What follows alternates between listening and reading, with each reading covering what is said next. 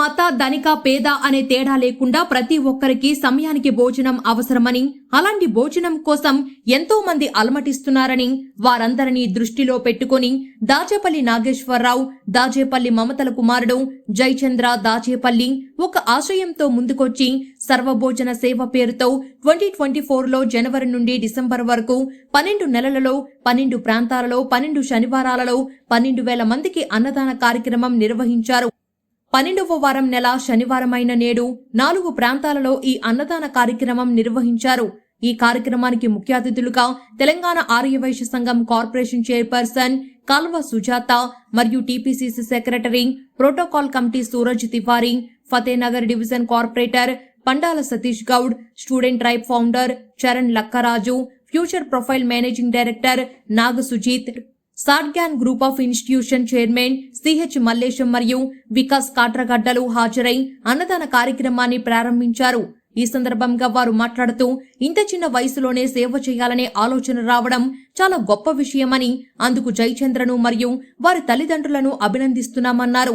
జయచంద్ర మాట్లాడుతూ ప్రతిరోజు సమయానికి భోజనం ప్రతి ఒక్కరికి అవసరమని, ఆ భోజనం కోసం ఎంతో మంది అలమటిస్తున్నారని, దానిని దృష్టిలో పెట్టుకుని మా శక్తి మేరకు 12 నెలలలో 12 ప్రాంతాలలో 12,000 మందికి అన్నదాన కార్యక్రమం నిర్వహించామని తెలియజేశారు. అందుకు మా తల్లిదండ్రుల ప్రోత్సాహం మరువులేనిదని ఆయన అన్నారు. ఈ కార్యక్రమంలో పృథ్వీరాజ్, దుర్గా సాయి తేజ, చైతన్య మరియు ఆర్యవైశ్య సంఘ సభ్యులు తదితరులు పాల్గొన్నారు.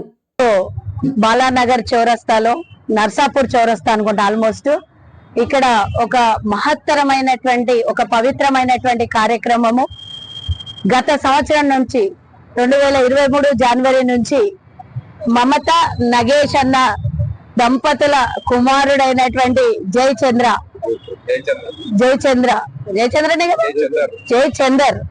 జై అంటేనే విజయం అని చూపించినటువంటి ఆ అబ్బాయి ఒక చిన్న వయసులో తన తల్లిదండ్రి అంటే ఎలా పెంచితే పిల్లలు అదే విధంగా పెరుగుతారు అనడానికి నిదర్శనం ఇది.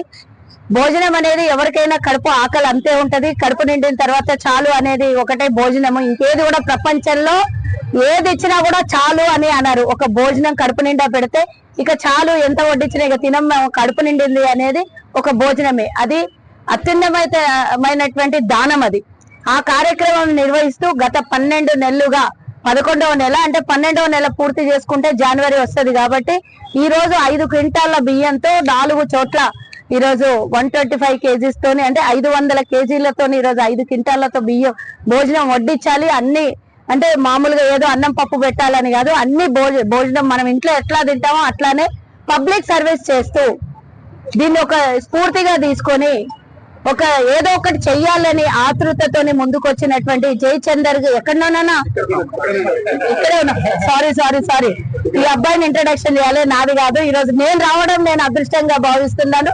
ఇంత చిన్న వయసులో తల్లిదండ్రి స్ఫూర్తితో, తల్లిదండ్రి కూడా ఆల్రెడీ సంఘాల్లో సేవలు చేస్తా ఉన్నారు.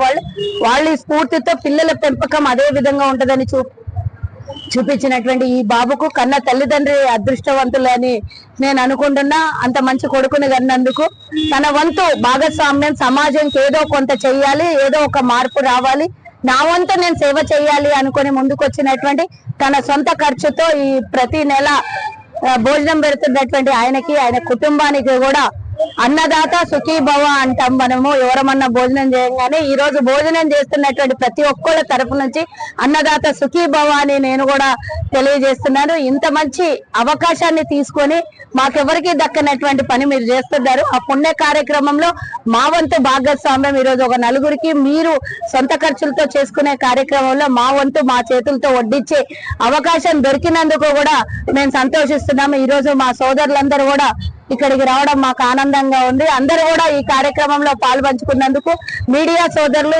ఇలాంటి సేవా కార్యక్రమాన్ని చూపించాలి తప్పకుండా అని ప్రతి ఒక్కరు ఇక్కడ ముందు ఉన్నటువంటి మైకులు ప్రతి ఒక్కరికి కూడా విన్నవించుకుంటున్నా. ఇలాంటి సమాజ సేవలో ముందుకొచ్చే వాళ్ళు చాలా మంది ఉన్నారు. కొంతమంది ఏమో వెనకాల నుంచి సహాయం చేసేవారు మా ఆర్యవైశ్యుల్లో, కొంతమంది ముందుకొస్తారు.